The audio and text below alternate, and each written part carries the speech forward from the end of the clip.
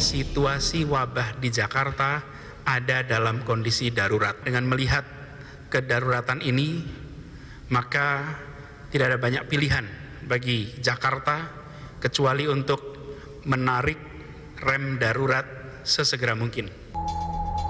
Mendengar pemaparan Gubernur Anies pada 9 September, Jakarta agaknya bakal menerapkan PSBB seperti di masa awal pandemi, antara April hingga 6 Juni lalu. Tapi semuanya berubah setelah Anies Baswedan dan Satuan Tugas COVID-19 menggelar konferensi pers bersama hari Ahad 13 September. Ini 3 hari setelah indeks harga saham gabungan atau IHSG terpelanting hingga jatuh 5%-an dan membuat otoritas bursa sempat memberlakukan trading halt atau pembekuan sementara perdagangan. Terkait dengan kegiatan perkantoran swasta yang masuk dalam kategori non-esensial, tempat ini bisa beroperasi dengan pembatasan kapasitas. Paling banyak 25% pegawai berada dalam tempat kerja dan dalam waktu bersamaan.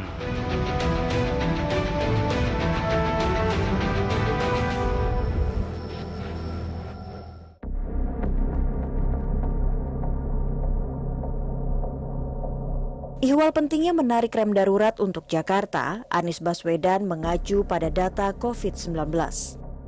Kita menyaksikan bulan Agustus kasus aktif ini menurun.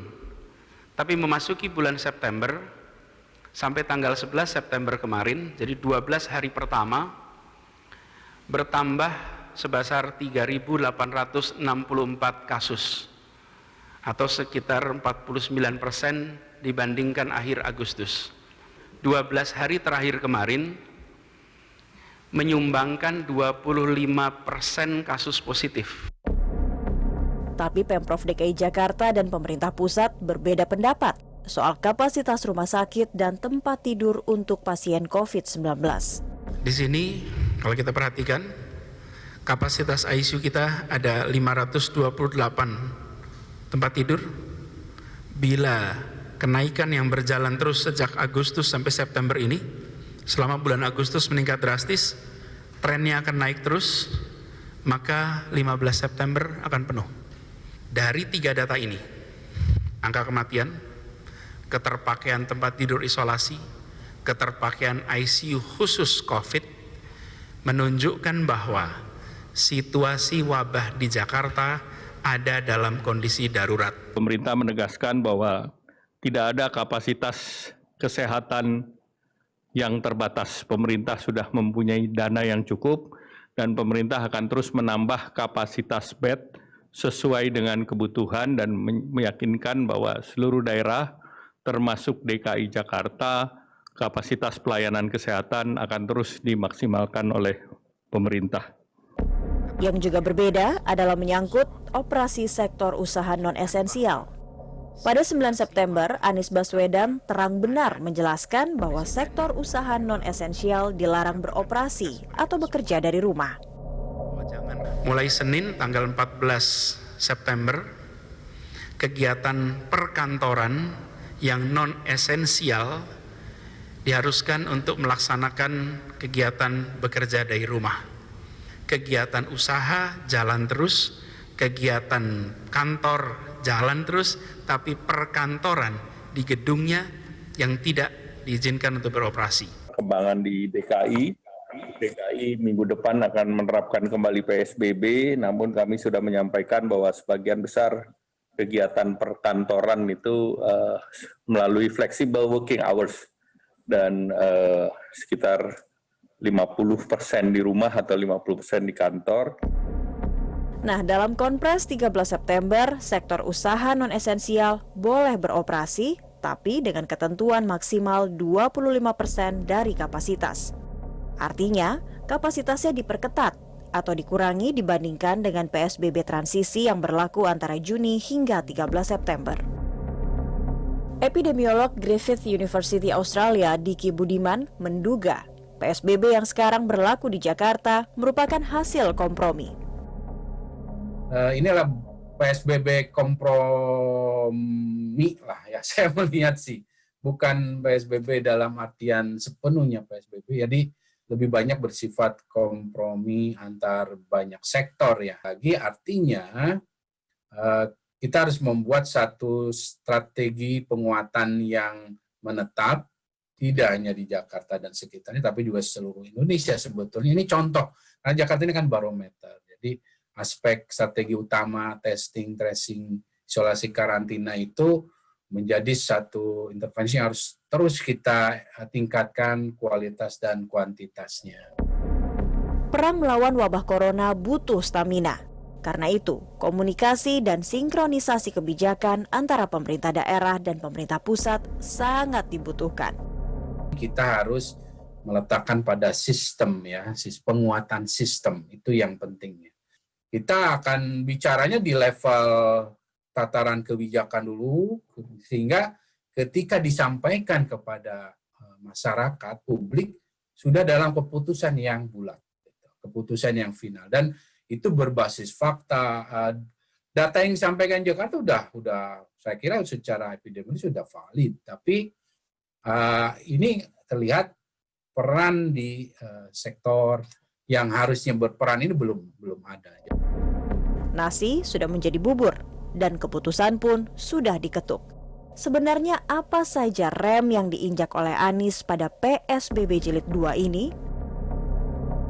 Sejumlah lokasi seperti tempat olahraga, tempat rekreasi, taman, air petra ditutup alias tidak beroperasi. Selain itu, Pemprov DKI melarang warga Jakarta berkumpul dalam jumlah lebih dari 5 orang di fasilitas umum. Ada pula yang sama. Kebijakan menyangkut aktivitas di sektor esensial tidak berubah dibandingkan masa PSBB transisi. Sektor esensial tetap diperbolehkan beroperasi dengan kapasitas maksimal 50% dan mengikuti protokol kesehatan.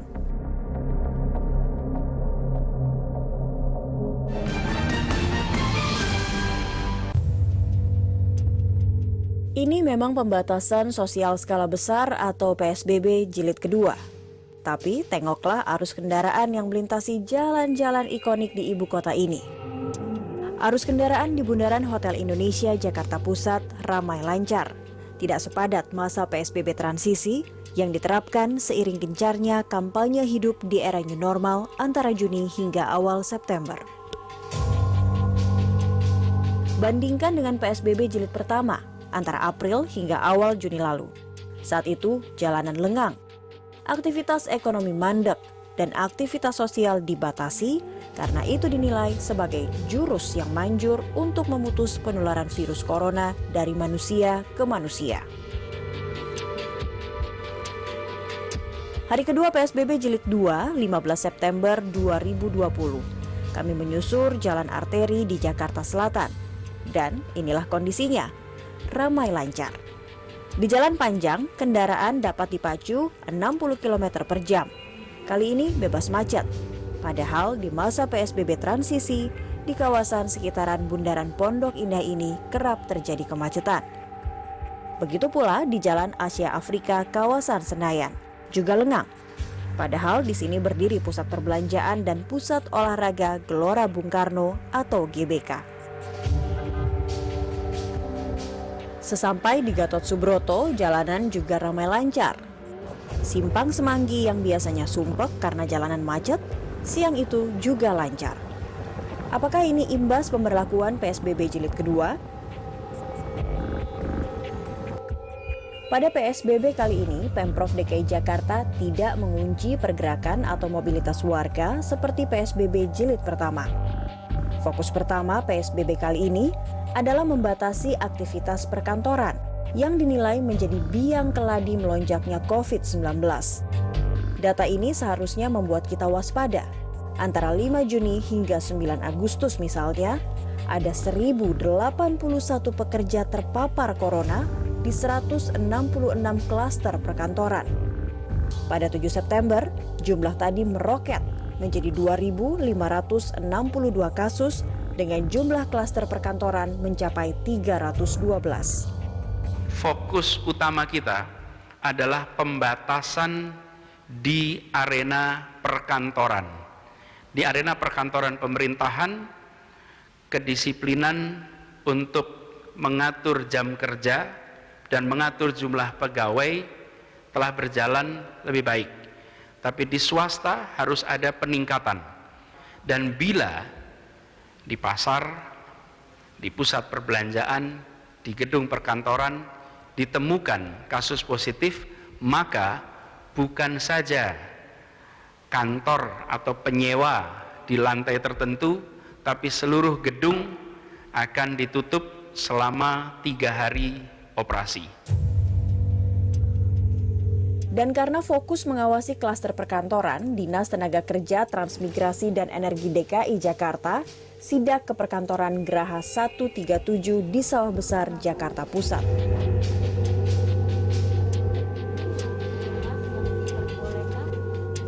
Di sini, PT Warga Jaya yang antara lain menjadi distributor tekstil masih beroperasi melebihi ketentuan, yaitu maksimal 25% dari karyawan. Alhasil, perusahaan ini diberi peringatan pertama oleh Suku Dinas Ketenagakerjaan dan Transmigrasi Jakarta Pusat. Tadi ada yang karyawannya yang masuk masih menggunakan 50%. Dengan demikian, kita minta kepada perusahaan agar memulangkan sebagian karyawan tersebut untuk seterusnya hadir sesuai dengan Pergub 88 25% karyawan dari jumlah yang ada. Kami akan kurangi 25% ya setelah keputusan gubernur yang terbaru ini. Untuk urusan sidak, Dinas Tenaga Kerja mengaku getol melakukannya selama PSBB transisi. Dinas mengklaim telah melakukan sidak ke 4.048 perusahaan dari 79.800 perusahaan di ibu kota. Hasilnya, 625 perusahaan divonis melanggar protokol kesehatan. Dan di hari pertama PSBB Jilid 2 saja, Dinas yang dipimpin Andriansyah memergoki 8 perusahaan melanggar protokol kesehatan. Di hari pertama, Dinas Tenaga Kerja melakukan sidak terhadap 64 perusahaan di 5 wilayah DKI Jakarta. Tadi hari ini kita sudah melakukan pemeriksaan terhadap 64 perusahaan atau perkantoran, di mana 8-nya kita lakukan penutupan sementara. Umumnya perusahaan atau perkantoran yang divonis melanggar tidak menjalankan protokol kesehatan dengan benar. Melanggar protokol COVID yang sudah kita tetapkan. Penerapannya lah yang terkadang dia luput dari tempat kerja ke rumah, dia menggunakan masker, tetapi terkadang dia abai pada saat dia sudah berada di kantor.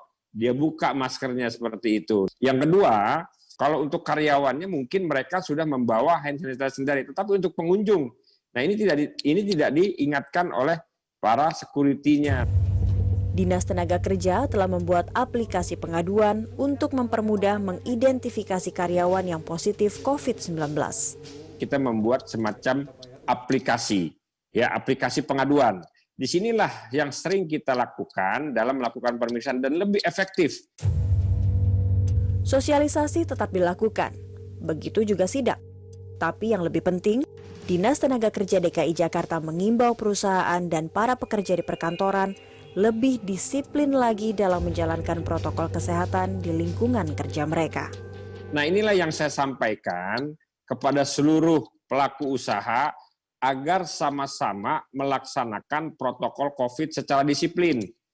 Kalau 14 hari ini jumlah peningkatannya itu betul-betul lebih besar, tidak menutup kemungkinan ini akan dijadikan rujukan untuk melakukan PSBB ketat. Memberi kelonggaran hingga 25% dari jumlah karyawan di sektor usaha non-esensial untuk beroperasi memang telah jadi keputusan Pemprov DKI Jakarta. Tapi, apakah langkah ini manjur menekan atau mengurangi penyebaran COVID-19? Nah, kalau di sini 25%, di sini 25% Indonesia atau Jakarta ini penduduknya banyak, 25% banyak-banyak, ini jadi banyak juga. Nah, ini tentu artinya mengurangi efektivitas. Kecualinya itu adalah screening. Screening bahwa pertama orang yang berisiko tinggi dia kerja di rumah. itu 75% yang berisiko tinggi, obesitas, usia lanjut, dan segala macam. Nah, screening berikut ini yang belum dilakukan, yaitu testing. Ya, jadi orang 25% ini dites. Jadi kan kita harus memastikan orang yang masuk ini adalah orang yang tidak membawa virus. Epidemiolog Diki Budiman menyarankan untuk menekan penyebaran virus corona di perkantoran justru adalah mengurangi aktivitas serta melakukan tracing terhadap pekerja di perkantoran itu. Jadi yang bisa Pemda lakukan, tentu semua yang sudah kemarin kita sama dengarkan kebijakannya itu diberlakukan 90% saja lah, atau 80% lah, dipantau, dimonitor, ketat, pelaksanaannya 2 minggu, tentu kita bisa cukup berharap, walaupun tidak optimal, ya, karena optimal tuh aspek testing tracing ini dengan lanjutan isolasi dan karantina ini harus terus ditingkatkan. Karena faktanya baik Indonesia dan Jakarta ini PR kita untuk memperkuat ini masih sangat banyak ya, perkuat kecakupan testing. Bukan hanya sektor usaha non-esensial yang boleh beroperasi. Pusat perbelanjaan dan mal pun dipersilahkan buka atau operasi. Syaratnya, jumlah pengunjung cuma 50% dari kapasitas normal.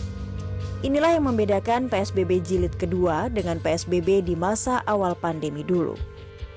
Seperti ya restoran, ya dia sudah tidak boleh lagi. Boleh buka hanya 25% dari karyawannya, dan dia tidak boleh ya menyiapkan untuk makan di tempat, harus take away. Ya demikian juga ya dengan mal tetap buka. Ya mal tetap buka tetapi ya hanya 25%. Dan tenan-tenan yang ada di dalamnya juga demikian, harus 25%.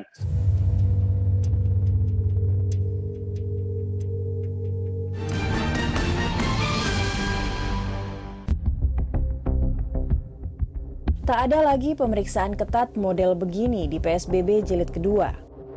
Mereka yang keluar masuk Jakarta tidak perlu mengantongi SIKM atau surat izin keluar masuk yang dulu sempat bikin repot warga yang pergi dan melewati ruas tol menuju dan keluar ibu kota.